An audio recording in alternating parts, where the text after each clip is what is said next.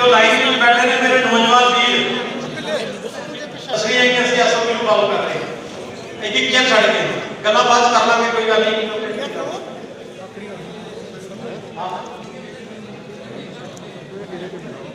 मुफ्ती है जान हमारी मुफ्ती है इज्जत हमारी मुफ्ती है लड़ने वाली मुफ्ती है झुकने वाली मुफ्ती है झुकने वाली मुफ्ती है हाथ बजा के मुफ्ती है हाथ बजा के मुफ्ती है हाथ बजा के मुफ्ती है सारे बाबा मुफ्ती है डरना छोड़ा मुफ्ती है डरना छोड़ा मुफ्ती है डरती है लोगों की इज्जत मुफ्ती है लोगों की इज्जत मुफ्ती है लोगों की इज्जत मुफ्ती है लोगों की इज्जत मुफ्ती है लोगों की इज्जत मुफ्ती है।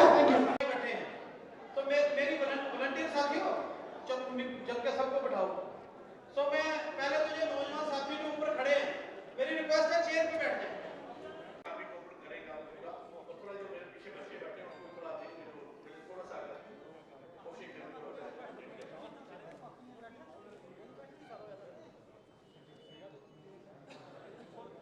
पार्टी के हमारे आज यहाँ पर मेरे सामने बैठे हैं कुछ साइड बैठे हैं जितने भी मेरे लिए सारे सीनियर्स हैं वो मेरे लिए बहुत ही रिस्पेक्टफुल है सारे सबका मैं अपनी तरफ से और खास जो ट्राइबल यूथ विंग है हमारा पीडीपी का जम्मू का आज ये फंक्शन है मैं आपको बता दूं ये यूथ ट्राइबल विंग पीडीपी का जो है उनकी तरफ से है ओनली ट्राइबल यूथ का और यूथ विंग जम्मू की तरफ से ये फंक्शन ऑर्गेनाइज किया जा रहा है एक कंसेप्ट में सबका क्लियर कर दूं उन सब की तरफ से जितने भी मेरे स्टूडेंट या नौजवान साथी आए हैं और ये पर्टिकुलर सिर्फ जम्मू और सांबा डिस्ट्रिक्ट 2 डिस्ट्रिक्ट के बच्चे हैं मैं इनका अपनी पार्टी की तरफ से अपनी तरफ से आप सबका तहे दिल से मशहूर और शुक्रगुजार हूं कि आप यहाँ आए आपका वेलकम करता हूं।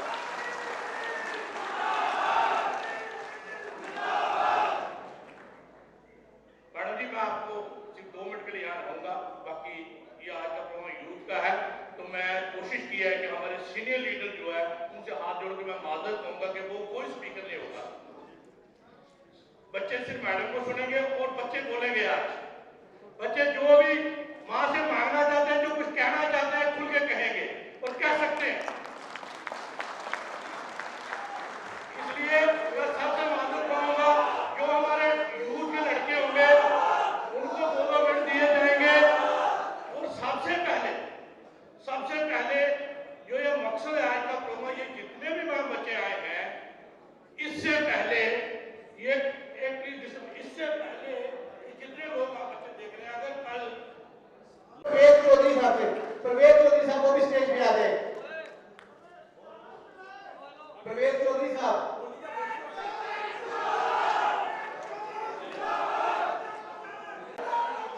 अशरफ अली साहब वो भी आ जाए अशरफ अली साहब के बाद अब्दुल कयूम साहब जब भी वो आ जाए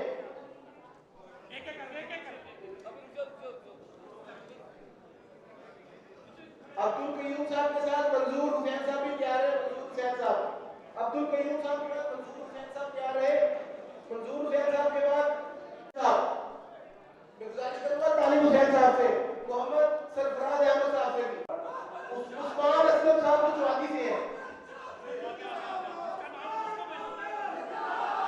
उस्मान असलम साहब अजमल जमील चौधरी साहब हुसैन साहब और गढ़वाल वाले और सोहेब चौधरी साहब चौहादी से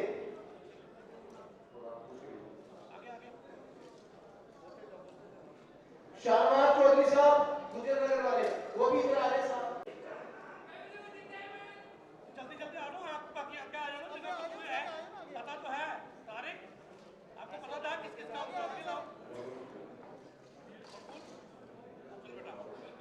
इशफाक अहमद साहब चौहादी वाले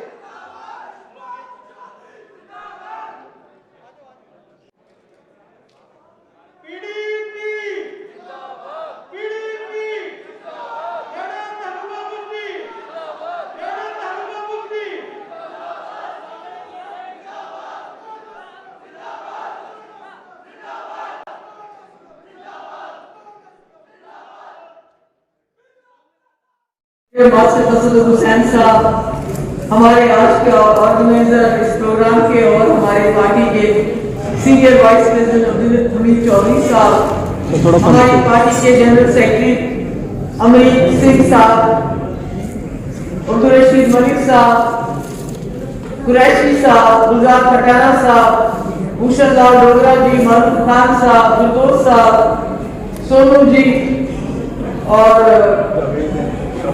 जावेद शौकत, ये बहुत सारे हमारे सामने बैठे हैं, रशीद मलिक साहब, और जितने भी यहाँ आए हुए आज हमारे बच्चे नौजवान, सबको मेरी तरफ से अस्सलाम वालेकुम।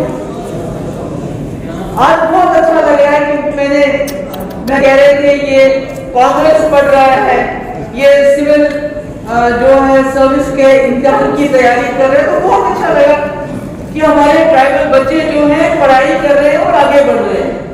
और आपकी पोशाकें देख के भी मुझे बहुत अच्छा लगा क्योंकि मैंने देखा है चाहे जम्मू हो चाहे कश्मीर हो, सबसे ज्यादा जो मुश्किल हालात है वो आप लोगों के तबके के लिए होते हैं।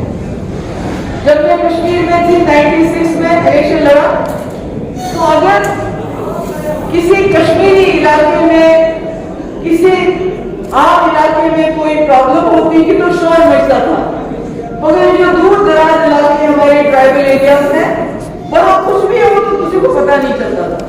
बहुत मुसीबत थी, बहुत मुश्किलात थे, मगर आज मैं देख रही हूँ कि आप लोग उन मुश्किलात को पीछे छोड़ते हुए आगे बढ़ रहे हैं। आज भी बहुत मुश्किलात है, पूरे मुल्क में मुश्किलात है, पूरे मुल्क का ऐसा माहौल बन रहा है कि लगता है कि आज हूं कल रहूं ना रहूं, पकड़ दकड़ का माहौल, उसको पकड़ो इसको पकड़ो, और जम्मू कश्मीर में उससे ज्यादा माहौल खराब हो गया है। मगर मैं आप जवानों से कहना चाहती हूँ कि डरो मत, घबराना नहीं है, डरना नहीं है। अगर आप लोग डर गए तो समझो मर गए, डरना नहीं है, डट के मुकाबला करना है, पांव ठहरा के मुकाबला करना है। इनको आज औरंगजेब याद आता है, 800 साल के बाद बाबर याद आता है। क्यों याद करते हैं? अगर ये इलेक्शन के लिए चले जाते हैं यूपी में तो इनको बाबर क्यों याद आता है? उसको तो ये हमारा बाप कहते हैं, हमें याद करना चाहिए, ये उसको क्यों याद करते हैं? सर फोन पीछे औरंगजेब को क्यों याद करते हैं? कहते हैं आप औरंगजेब की औलाद हो, और ये क्यों याद करते हैं? तारीख का हिस्सा बन रहे हो, एक हिस्ट्री बना रहे हो। जब टाइम आएगा आज से 70-80 साल बाद, तो लोग बोलेंगे क्या उस वक्त के जवान ने बात की थी, क्या उसने मुकाबला किया था, या उसने सर झुका के शर्म से अपने घर में बैठ गया था? ऐसा नहीं करना है, क्योंकि मेरे पास मेरे हाथ पांव, मेरी नजरें आप लोग हो।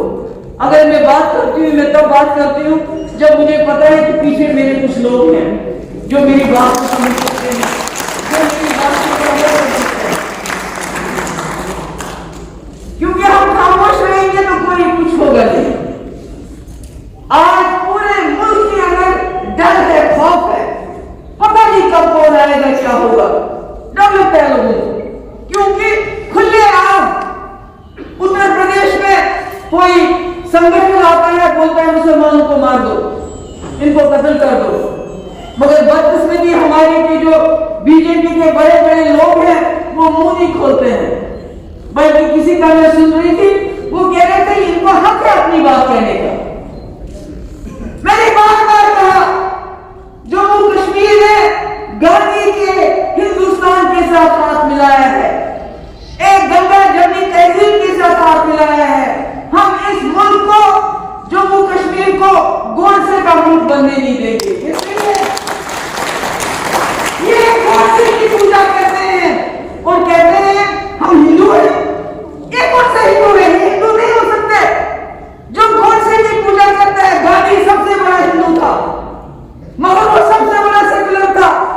दिन में वो 5 बार अपना पूजा पाठ करता था, वेजिटेरियन था, मांस को हाथ नहीं लगाता था, मगर मांस खाने वालों से नफरत नहीं करते थे। अगर वो नफरत करते तो जिन्ना के साथ उनकी दोस्ती नहीं होती। अगर वो नफरत करते तो जवाहरलाल नेहरू के साथ दोस्ती नहीं करते, जो हर चीज खाते थे। तो इन्होंने तो इस मुल्क का बेड़ा गर्क कर दिया और कहते हैं हम जी हिंदू के ठेकेदार इनको कुछ बोलो कहते हैं आपने हिंदुओं को गाली दी, इनको कुछ बोलो तो कहते हैं आपने देश के खिलाफ बात की। ये देखता है ठीक है, उसको नहीं देखता ये पहाड़ी है कि गुजर है, देखता है क्या? आपने देखा कि कोई पूछ रहे हो कि तुम अगर गुजरे हो तो तुमको छोड़ेंगे, पहाड़ी का घर उड़ा देंगे? नहीं। इसलिए हम सब लोगों को इकट्ठा होना, आप ज्यादातर जम्मू में रहते हो, जम्मू इस वक्त पूरे मुल्क में अगर कोई जगह भाईचारे की निशानी है तो वो जम्मू है। यहाँ का हिंदू, यहाँ का मुसलमान, यहाँ का सिख, यहाँ का कश्मीरी, कहीं ऐसा माहौल नहीं है। कश्मीर में हम सिर्फ मुसलमान रह गए हैं और गिने चुने कुछ सरदार और कश्मीरी पंडित। मगर जम्मू में आप बाहर जाइए, आपको हिंदू भी नजर आएगा, मुसलमान भी, सिख भी, कश्मीरी भी, बौद्ध भी, हर इंसान नजर आता है। तो इसको बचाना है, इसी का इलेक्शन मुकाबला करना है। आपको तवारीख में एक मौका मिल रहा है, चुप रहना इज नो ऑप्शन। यानी चुप अगर हम रहेंगे बाजू ऐसे करके, वो हमारे पास मौका नहीं है, वो नहीं कर सकते, वो चारा नहीं है हमारे। हमें उठना है, खड़ा होना है, बोलना है, मुकाबला करना है। अगर हम मुकाबला नहीं करेंगे तो हम मारे जाएंगे। अभी आपने देखा क्या हो गया रूपनगर में। ये रूपनगर की बात नहीं है, कश्मीर में रोज जहां जहां देखते हैं जमीन है, यहां से निकालो, यहां से निकालो। अगर इनको इतना ही है कि जम्मू कश्मीर में तरक्की के लिए हमने जमीनें लेनी है, जो बिजनेस हाउसेज है उनको देनी है, वही तो कर रही है। आज मैं पढ़ रही थी 40,000 नए करोड़पति बन गए हैं, नए हिंदुस्तान के अंदर लखपति, करोड़पति, अरबपति बने हैं। मगर जो गरीब हैं उनकी तादाद दुगना हो गई है। यही है इनका राज कि जो गरीब है वो गरीब से गरीब होता जा रहा है, जो अमीर है वो अमीर से अमीर होता जा रहा है। हमारी नौकरियां बाहर जा रही है, हमारी जमीन बाहर के बिल्डर्स को दे रहे हैं मुफ्त में, क्योंकि कोई जम्मू कश्मीर की जमीन नहीं खरीद सकते। हमारी जमीन कम है इसलिए महंगी है। कहते हैं हमने भी बाहर से लोगों को लाया, यहाँ तरक्की होगी। अरे पहले यूपी में तरक्की करो तो बाहर दिखाओ ना तरक्की करके। वहां तो सिर्फ मंदिर मस्जिद की बात करते हो, वहां अस्पताल की बात क्यों नहीं करते हो, वहां नौकरियों की बात क्यों नहीं करते हो? इसलिए मेरे बच्चों, मेरे भाइयों, जान जाओ, हमने दोस्ती पैदा की है। और मैंने क्या कहा, घबराना नहीं, डरना नहीं। अगर आप लोग डर गए, सहम गए, घर के अंदर कमरों में सहम के डर उठ के अपना बैठ गए, तो फिर हमारा वजूद मिट जाए। और ये हमारा वजूद मिटाना चाहते हैं, ये हमारा वजूद मिटाना चाहते हैं। हमने इनसे डरना नहीं, हमने इनसे घबराना नहीं। मैं चौधरी साहब की बहुत शुक्रगुजार हूँ कि इन्होंने यहाँ आज प्रोग्राम का इनेकाद किया और अकेले किया, किसी से कोई मदद नहीं मांगी। और मुझे बड़ी खुशी हुई, यहाँ एक दो बच्चे बोले, बहुत अच्छा बोले। मैं चाहती थी आप में से ज्यादा लोग बोले, क्योंकि हम तो रोज बोलते हैं, हमें आप रोज सुनते हैं। मैं आपका सुनना चाहती थी, आपके ख्याल सुनना चाहती थी कि आपके ख्याल क्या है, आप सोचते क्या हो, हमें करना क्या चाहिए। जो मुसीबत है इस वक्त जिसमें हम फंसे हैं, 370 5 अगस्त को खत्म किया, वो भूचाल था, मगर वो भूचाल अभी तक बंद नहीं हुआ। वो भूचाल परसों रूपनगर में आया जब वहां हमारे गरीबों के घर तोड़े गए। वो भूचाल कल श्रीनगर में आया जब एक नौजवान 20-22 साल का बच्चा सजादुल, जिसने एक वीडियो जहां लोग नारे लगा रहे थे, उसने वो अपलोड की, कोई झूठी वीडियो नहीं थी, उसको पर जमानत हुई और मर्डर केस में उसको कोर्ट में पहुंचा दिया। भूचाल चल रहे हैं, ये भूचाल अभी रुका नहीं है, मगर इस भूचाल का हमने सबने मिलजुल के मुकाबला करना है। मैं आप सबके शुक्रगुजार हूं। मुझे मालूम है जब जरा लंबी तकरीर करते हैं तो आप लोग भी बोर हो जाते हैं, इसलिए मुझे ज्यादा कुछ कहना नहीं है। मैं अमीर साहब की शुक्रगुजार और जिन बच्चों ने यहाँ तकरीर की, बहुत अच्छी तकरीर की, मैं उनको सलाम करती हूँ। पहली बार तकरीर की और डट के तकरीर की, मगर इतना ही कहूँगी कि आज आपने पीडीपी का दामन थामा है, इसको छोड़ना नहीं। क्योंकि इस वक्त जम्मू कश्मीर में आपकी आवाज की जरूरत है, बात करने की जरूरत है। तो मैं फिर से हमीद साहब को मुबारकबाद देना चाहता हूँ, बड़ा अच्छा प्रोग्राम रहा। उसलिए याद करते हैं ये लोगों के दिलों में, खाली मुसलमान नहीं, सुधा गढ़वाल तो मुसलमान नहीं है, उसके साथ जो बाकी एक्टिविस्ट बंद है वो तो मुसलमान नहीं है, जो इनके खिलाफ आवाज उठाता है, बात करता है, उसको ये देशद्रोही कहते हैं, चाहे वो हिंदू ही क्यों ना हो। इसलिए जब ये बाबर की बात करते हैं, औरंगजेब की बात करते हैं, तो इनको यूपी में लोगों को देने के लिए, बोलने के लिए कुछ भी नहीं होता। अगर होता तो अच्छे अस्पताल होते, गरीबी नहीं हो रही, नौकरियां होती लोगों के पास, तो वो कोविड में अपने प्यारों की लाशों को गंगा में नहीं बहाते। ये जो औरंगजेब और बाबर इनको याद आता है इलेक्शन के टाइम में, क्यों आता है? ये हमको याद दिलाना चाहते हैं, गुजरात याद करो, दिल्ली याद करो, 84 के दंगे याद करो,